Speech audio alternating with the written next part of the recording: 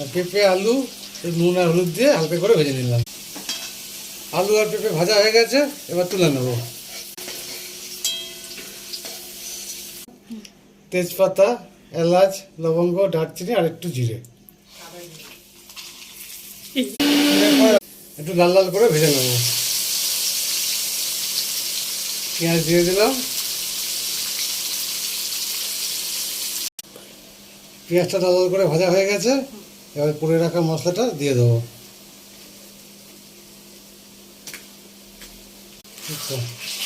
দেখো মশলাটা দেওয়া হয়ে গেছে, এবার কিছু মিনিট ধরে কষিয়ে নেব। মশলা অর্ধেক কষানো হয়ে গেছে, এবার তারপর দিয়ে দেবো একটু হলুদ, নুন।